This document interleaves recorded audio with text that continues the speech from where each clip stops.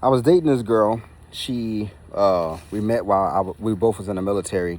Um, she got out after a few years and went on by her business, and we kind of lost contact. But then we ended up finding each other. She sent me a friend request on Facebook, and I added on Facebook, so we kind of rekindled the flame or whatnot. And I was living in New Orleans. She was living in Atlanta. That's where she's from. And so, we said, you know what, let's try to do this thing. Um, at the time in 2017, um, the flight to Atlanta was probably, I think, $150. It was super cheap. So either I was going to Atlanta or she was coming to New Orleans. So, it was working out just fine. And the first couple of weeks, everything was going pretty good. And then she started showing me who her real, she started showing her real side. She started, being very critical of, how I was dressing and, all of these different things. Back then, Michael Kors was the hot shit, right? She used to wear like Michael Kors sandals, had the purse, had that watch. So that was the thing back then.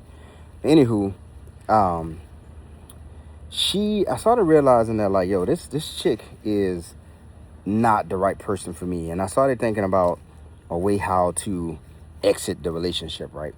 But she made it like super clear for me that it was time for me to leave. And it was two things that she did that made me say, oh yeah, I gotta get the fuck out of here. The first thing she did was, we was at her mom's house one time. Now, mind you, this girl got out of the military. She never deployed.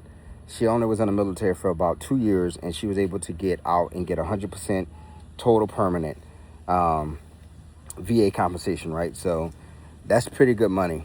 And she was working as um, a property manager or whatever she was doing at some luxury condo where a lot of rappers and celebrities in Atlanta stay at. So she made decent money doing that, and with the extra money coming in and the child support that she was getting for her daughter. So she was staying with her mom, and she said that the reason why she was staying with her mom is because her mom told her that, like, oh, I hadn't, you had your daughter, you was in the military, and it's like I haven't been able to really bond with my granddaughter, so you can stay here with me, which I'm pretty sure was a lie. I just think that she was staying with her mom because, quite frankly, the bitch was money hungry. So, anyways, we was at her mama's house, and she was like, "You hungry?" And I said, "Yeah, I'm hungry." She said, "Okay, I'm gonna cook. I'm gonna cook." And she says, "I'm gonna cook some jambalaya." And I said, "Okay, like, you know how to cook jambalaya?" She was like, "No." She's like, I don't know how to cook it from scratch, but I'm gonna cook it out the box, like the Zatarain's box." And I was just like, all right, that kind of threw me off a little bit because I'm from Louisiana and we don't really be rocking with the Zatarain's or the gumbo in a box or anything like that. But oh well, it is what it is. So she was saying, we got to go to the store because I need to get some shrimp. And I was just like, okay. And we went to the store, and while we was on the way to the store, we hadn't got to the store yet. She was telling me that, like, her mom and her brother, who, her mom obviously is her mom's house, and her brother lived there too. She was saying that, like, it's funny, but it's fucking sad. She was saying that, like, she cooked with a lot of things. She cooked with a lot of things that have to have shrimp in it, or she used shrimp in a lot of her dishes because her mom and her brother are both allergic to shrimp, and she don't want them eating her shit. So that's why she cooked and put a lot of shrimp and stuff. So in my head, I'm just like, damn, in my head, I'm like, this is a very vindictive bitch. Like, why would you do that? Like, your mom is allowing you to stay at her house, and I think she was only paying like the Comcast or the internet bill or something like that. Like, your mom is allowing you to stay at her house, and that's what you're doing. Like, the least you can do is cook a fucking meal where everybody can enjoy it. But nah, not this chick. She wanted no parts of her brother and her mom, eating or having some of her food or whatever. So I was just like, hell yeah, because instantly I'm like, bro, if me and her get married or we get even more serious, if she doing that to her mom and brother, she would definitely fuck over me. So I'm just like, all right, yeah. I started right then, and I started thinking about, like, oh yeah, she's not a good person. So a few weeks go by, and then I'm back in Atlanta again, and this was kind of like the nail in the coffin. Her grandmother, who was like 80 something years old at the time, right, was like, "Oh, baby, I found out that you're from Louisiana," and she's like, "Can you cook me a gumbo?" So I'm like, "Yes, ma'am." So obviously, Atlanta is a bit of a drive away from New Orleans, or Louisiana in general, and I wanted to find authentic Cajun ingredients for this gumbo. So I wanted to find, I wanted to make a roux. So I had to get some flour, I had to get some grease, and I wanted to get some legit andouille sausage.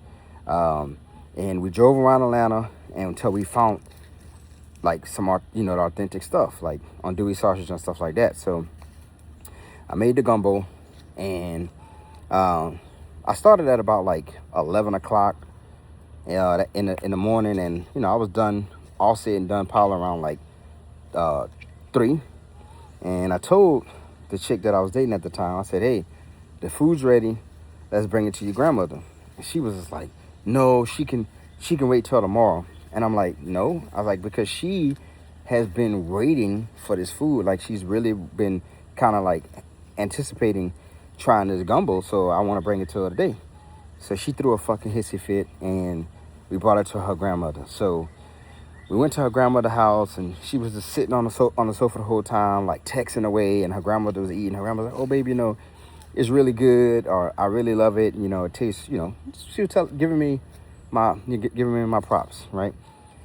And after her grandmother finished eating, she said, I'm not going to say the girl's name, but she was just like, "Such and such has been my granddaughter for all her life." And she was like, "I'm 85 years old, and this is the exact word she said. She said, that bitch has never cooked for me, not one time." And the fact that your grandmother is calling you a bitch and saying just how foul you is, and the fact that you tried to pull that bullshit that you pull, you pull the bullshit that you be pulling on your mama and your brother with the shrimp, I knew it was time for me to fucking get the hell out of Dodge. So what I did was, when she dropped me back off to the airport, to the Atlanta airport, I got on that plane and I blocked her. I blocked her. And that was it. I blocked her. I deleted off all social media. I blocked her. And we have never shared words since then. And that was 2017. And I'm fine with that. I'm pretty sure she went on about her life being a shitty person. But, that's for somebody else to, figure out and, deal with. So I just wanted to share this story and let y'all know that, don't be a shitty person. Be the best person that you possibly can be.